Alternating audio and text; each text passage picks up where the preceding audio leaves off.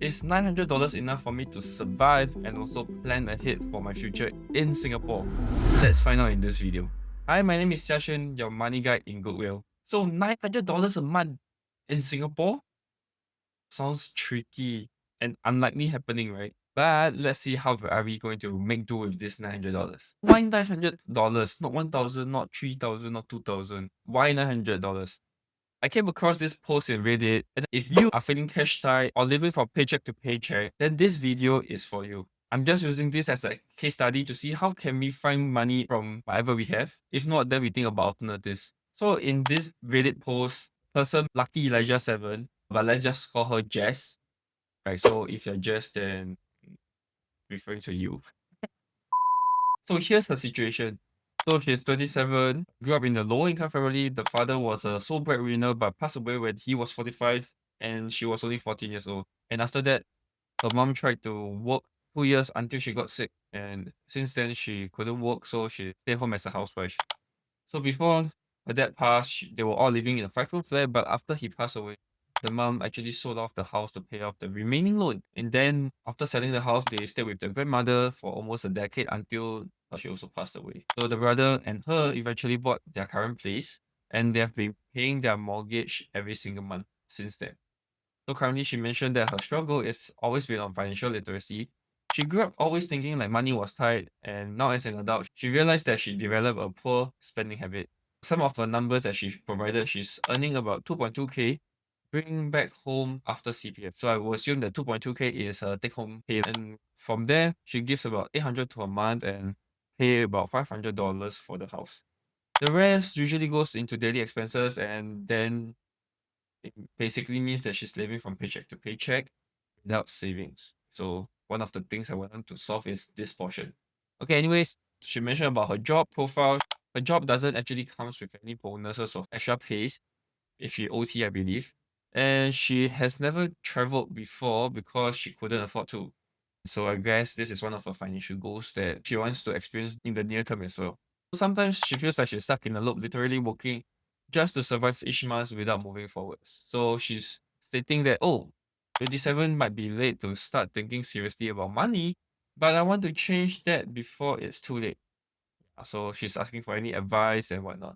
Yeah, first up, I think 27 years old is still relatively early, right? Just wanted to applaud her for having the courage to ask because, first of all, if you can't identify a problem, then it's no problem, right? Yeah, so the key thing is actually to identify early, but if it's not early, at least it's still early in whatever situation that you're in. Having the awareness is really the first start of everything. She's already starting to ask, so it's just whether she's going to execute it. Yeah, anyways, this is her situation. Of course, if you have any money concerns or situations that you would like me to address or have a thought and discussion about it, do also comment below or write it to me so that I can see how I can work with you to deal with the challenges and hopefully help other people that are of a similar situation as you. Okay, let's extract some of this key information from this information that's provided in the Reddit post. So she's earning a take-home pay of around 2.2k a month, and then she's giving around $800 a month to her mother, paying $500 a month to the house, and the remaining is actually $900 for her expenses. That's why Jess is saying that she's basically living from paycheck to paycheck. So what will you do if you are in her situation? Leave a comment on what you will do. For this case, there's a few question marks for me. Number one being that she has to pay like $500 a month for the house. Is this paid by cash or CPF? I will assume that this is cash because if it's CPF, then she got it up. If this $500 is actually paid by CPF, then actually she has a 1,004 budget to work with. I think that will be more workable. But let's just assume that this $500 is actually paid by cash. Then does it mean it's not possible to live and save with just $900 a month? Let's find out. Just another shout out, there's no late when it comes to being serious about how you want to do with money. In fact, for you to identify that you need to do something about the finances and all that, I think that's a very good start already. Awareness is really the first step to things. And the next, plan to see whether it works. And right now, let's go into the plan for Jess. Okay, 2002. With the limited budget, if the goal is to squeeze out money for the future, not gonna lie, it's not going to be easy. And there's going to be trade-off as well as sacrifices that Jess have to make.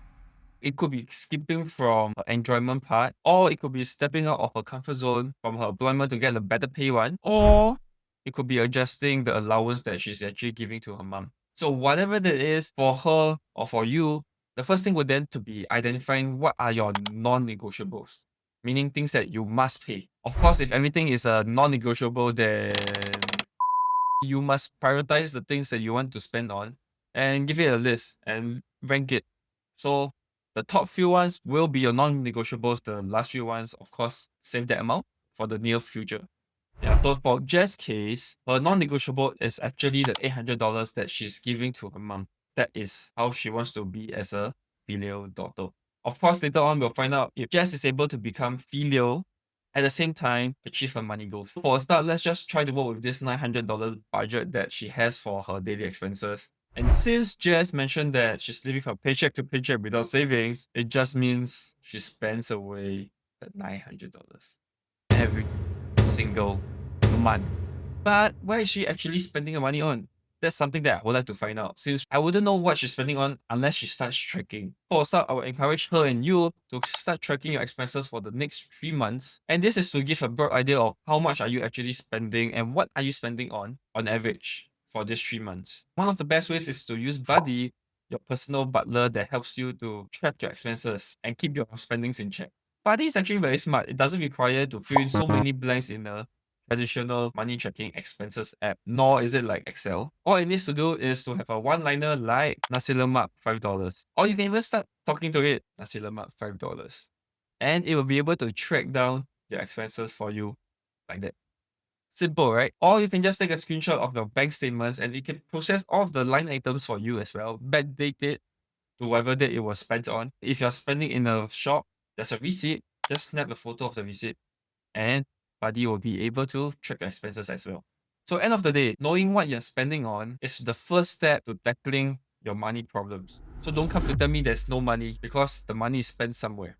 Unless we have find out where is this money spent on, we cannot deal with your problem. Anyways, I will put Buddy's link inside the description box below. End of the day, knowing what you're spending on really matters if you're talking about being a cash type position or you're trying to optimize to find ways to save more and invest. So start using Buddy today and I'll put the link inside the description box below. Once we have that 3 months worth of data to see how is her daily habits, her spendings, then I can see a pattern and optimize from there. But since I don't have a number of how she's spending her $900, here's are some of the things that a normal person will have to pay. And let's just use that to like budget the $900. Things like food, transport, utilities, daily necessities. Assuming a 30 days month, she has 3 meals to eat. Each meal is going to cost $5. I would say on average, right? So her minimum food spendings will be around 450. Oh, that's like half of a budget. So we only have another 450 to work with.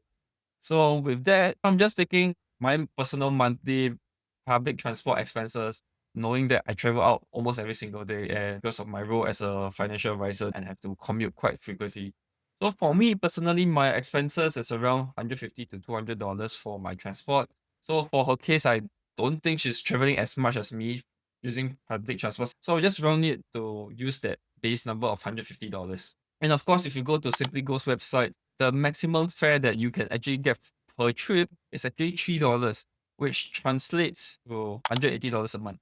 If I'm going out every single day and I'm traveling to the furthest place from my starting point, which is not very practical. So I'm just going to stick with $150 as how she's going to also spend her money on public transport. And by the way, I really love our public transport system because it's getting more and more accessible.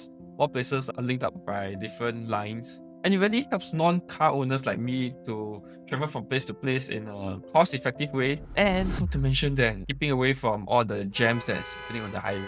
So yeah, use public transport system if possible. Okay, so coming back, anyways, after subtracting the food as well as the transport, we are left with about $300. So how am I going to spend it? Let's not forget about the essential things like the water and electric bills, broadband, Wi-Fi, and even her mobile plan. I think some of these things we can see whether we can optimize it. Let's deal with the data plans. And I feel nowadays the mobile plans are getting more and more competitive. They're giving so much data to the point that you can't even use finish in that month. So why are they giving so much? Yeah, so because of that reason, I'm starting to question, is there even a need for broadband Wi-Fi? So unless your high intensity internet works, requires a fast network like your games, which by the way is not really a need in my opinion, then there's actually no reasons to pay for a broadband Wi-Fi that costs you $50 to $60 a month. If you're talking about linking up to the smart TV, you can always screen grab from your phone to the TV as well. But then I also question the need of having a TV at home. Yeah, so for me, we don't have a TV. Firstly, because we have kids and we don't want them to have screen time. Second of all, me and my wife, we don't like to watch the same shows. So yeah. If you're using the data to watch for entertainment, then you can just watch it on your phone and it should suffice. Oh yeah, by the way, if you have time to watch shows and lie down on the couch, why not go outside for a quick walk? Stay healthy. They might think that I'm going extreme, but is there really a need to go so far? To me, it really depends on what are the non-negotiables. For her case, because I can't use that $800 that she's giving to her mom, then I have to work around with other budgets.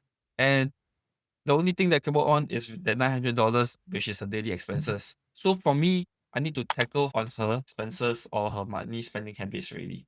So in Jess' case, coming back, there's such a huge list of providers that can give you a good mobile plan with good coverage, a high amount of data. You can just do a quick Google search and it should bring you to websites like Money Smart, which actually consolidate all the cheapest and some of the more worth plans out there that you can go after. So one of the cheapest plans that is on the market that has been consolidated by Money Smart is actually this 01 4G plan. Costs about $7. Hey, mine costs $10. Maybe I should switch. Yeah, but anyways, like if you're not somebody that really needs a 5G network, then I think this $7 is very cost effective. And it comes with 100 GB of data. Yeah, so with a plan like this, 4G plan, decent speed, and 100 GB of data, I think it's good enough for her and the mom. So that adds up to another $14 on her budget. The next thing, it will then be coming down to the utility bills. It really depends on the usage. I'm just taking an average from Keppel's website where they talk about the electricity bills that cost about like $82 on average for 3 room. So which I would assume is for 3 people as well lah. So for me, my last month bill came up to 110. Anyways, I prefer the fan. So if can, just use the fan. It saves a lot of electricity. It saves your money. And of course, it helps the environment to not get global warming so early. And for my water bills, it's costing up to $40. So I would say my house have 2 adults and 2 kids, so 2 kids translate to 1 adult. So I would assume for Jess' case, if let's say 3 adults, they should be spending around the same or similar amount of water bills, right? That means on the utility sides, again, it adds up for both, it's actually about $150. That leaves us with $271.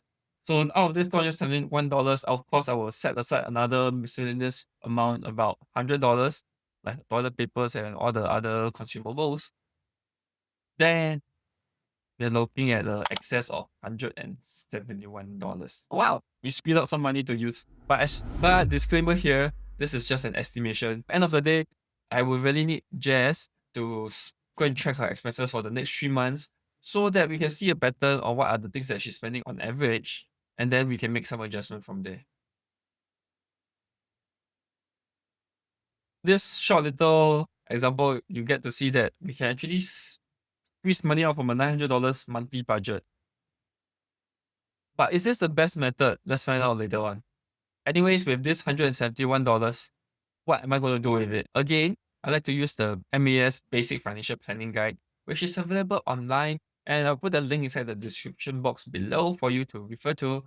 Anyways, in this basic financial guide, it tells you about how much you need to save aside, or what's a good guideline to save aside for your emergency funds, to your protection insurance needs, to your investments, to your legacy planning, and so on and so forth.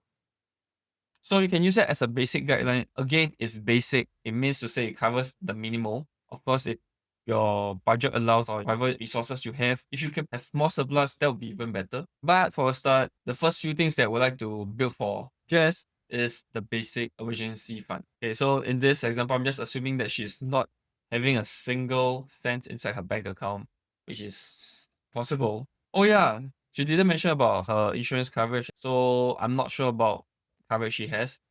But let's just start with the emergency funds, and then whatever that's saved aside, we just save first and see what we'll do later on. So now that we have an excess of $171, how would I allocate this amount? Firstly, I will set aside a bit of it for building up a rainy day funds, assuming she don't have. And then the other remaining amount, let's see what are some of the returns we can get. First up, for rainy day funds, saving at $100 a month for her monthly expenses of 2002, she will take at least 5.5 years to 11 years to reach her 3 months to 6 months of rainy day funds. Is it long? To me, yes, it's long. But at least there's a plan for her to get started. And then what I would like to do is to take the remaining $71 to show her that what are some of the potential returns she can get if, let's say, this amount that she's saving aside is for her long-term use. So I'll go to my Google Buddy. You can use the link, which I'll provide in the description box below to access it. Or it's actually, it's a mini app under your Telegram. So under options, you can scroll down and see that there's a money calculator. Click on it. There is a grow your money. So for the money to start with, I'll put in 0 because I assume that she doesn't have any savings. For the money, she will start every single month. It's actually $71, and automatically it will actually calculate a yearly amount that you're saving for investing, which is, for her case, 852. And the number of years I want to invest is maybe not 65, but 50 years old. So that's in 23 years' time. So at 50 years old, how fast will the money grow? Assuming that she's putting into CPF that gives her 2.5%, right? Estimate the amount of money she'll get by the end of 25 years based on a $71 monthly savings. She is going to be having $26,000 of money to spend by the end of 25 years. It's still a lot of money, yes. So you can see that with a $900 budget, it's possible to squeeze money out from her daily life, her daily spendings. But this approach is actually very strict. With her spendings. And the downside of this plan is that if, let's say, any of this cost from transport to food to whatever that she's spending on, if the cost of these items increases, which is something she can't control, then Jess, in the end, no choice, will be back to square one where she has no savings. So if you ask me, what's the next best approach for her? If the non-negotiable stays the same, meaning to say she still have to pay the $800 to her month, then the next best course for her would be ask for a pay raise or look for ways for her to earn a better income. Easy said, but how likely is this happening? It really depends on Jess' qualification as well as the market's condition. And the golden rule for saving consists of 2 components: your salary and your spendings. Duh. So if spendings is already optimized, you only have $900 to work with, then for Jess, if she really wants to change or improve her financial situation, she needs to think of how to improve her income. It's not rocket science, but if you're always saying that I'm busy with work, I don't have time for this, don't have time for that, then you're not going to change anything. So you can be watching this video, you can be watching multiple videos on how to get rich, but if you don't take the time to do it, then what's the point? Because end of the day, if you want to find opportunities, you have to spend time to look for them and hunt them. And when you do, you have to grab them, not just sitting around lying on the bed watching Netflix. And that's a problem that I have seen from many. They choose to fixate their time in their work, which is nothing wrong, but you still need to set some time to look ahead. You cannot just look at now, but you need to think in the next few years, what is it that you want and how far are you from your financial goals? It may be retirement, it may be going for your next trip. Whatever it is, you need to spend time to think.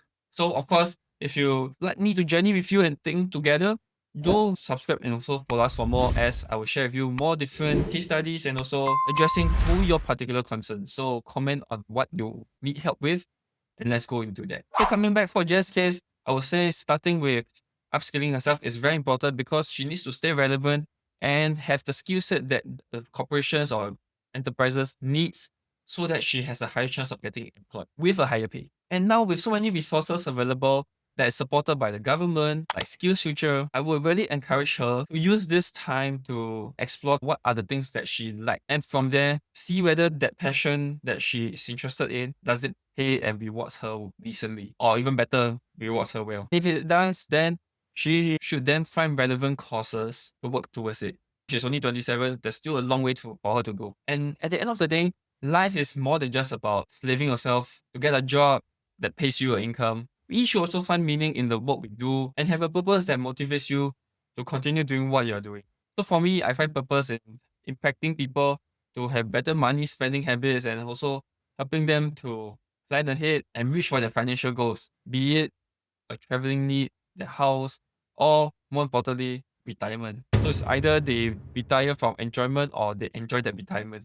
So for Jess' case, if she can secure a job that pays her a take-home pay of more than 2.2K, then she's on a very good starting point because if she maintains her current lifestyle, then whatever additional amount that she's getting from her new pay would be used for her rainy day funds, her savings needs, insurance, and then can talk about the long-term goal, which is how to grow her money. So that would be the likely approach I would suggest to Jess. Of course, person to person is all very unique. And that's why even though there's guides available on how you can save, spend, and also grow your money, it doesn't work for everyone. And instead of me telling you what to do, I would rather guide you along the way and find something that is suitable for you. So in terms of guiding her, after giving her approach, if this is something that Jess is okay to start with, which is to really skip on the spendings, then we can see how this works. But for me, I personally feel that we can adjust the amount of money that she's giving to her mom on two bases. One is that we need to find out how is her mom actually supporting her daily lifestyles, what are some of her commitments and her financial responsibilities. And apart from that, if let's say the mom actually just need a total of $800, it's actually meaning to say that she only needs to give her mom $400. And with additional $400, she's still being a filial daughter that she can still give back to her mom. And at the same time, she can use the extra $400 to improve her financial situation. So now that I put myself in the shoes of her mom, assuming that the father and mother is of the similar age, her mom should be about 58 years old now. And she mentioned that her mom got sick and she didn't work ever since, right? So at the point of time, if I'm 58 years old and I'm a bit sick, what I really want is actually to spend time with my kids, not so much on the money portion. Because she also mentioned that she sold off the house. Maybe there's some form of additional profits that she gotten from her house. While she wants to give $800, I think the amount is not the most important thing. It's the act of giving to a parent. I think that's what really matters. And I believe her mom is very appreciative of this as well. There's another approach to improve her financial situation that can give her passive income, and that is seeing whether she can actually rent out a unit in her house. Assuming she's staying in a 3-bedroom HDB, then that means that she only have 2 rooms, and basically it's unlikely because her mom, her brother, and her, three of them, they have to squeeze in one room. I don't think her and her brother will do that. But any case, the actual case would be the two of them to squeeze into one room and then use the other room to rent it out to get some passive income. And maybe from that, the amount that she's actually getting from rental, she can use that to give to her parent. At the end of the day, there's many ways we can improve a person's financial situation. From earning more to optimizing your savings to finding other ways to earn more money. Whatever it is, it really depends on a case by case basis. So as individuals, we need to find out what are our non-negotiables. And from there, we can work around with our spending optimization. If let's say optimizing is at its maximum, we have to think of ways to earn more. Whatever it is, do not use your age as the limiting factor. You can be 27, you can be 40 years old. As long as you have that awareness that you want to improve it, that is really a good start to begin with. Because it's never too late to start trying. And only if you try, there is a chance. But if all you do is stay at home and complain that you have no money, then no one in the world can help you. So yes, if you like this video so far, do remember to like, subscribe, follow us for more, and also comment what are your thoughts on this. If you have any other money problems or questions you would like to address, let me know as well. We will go through that. Alright, my name is Jia Xuan and I will see you in the next video. Bye bye! We're on a mission, breaking chains. GoodWhale's here to change the game. Empower your life, build your dreams. Financial freedom, we're your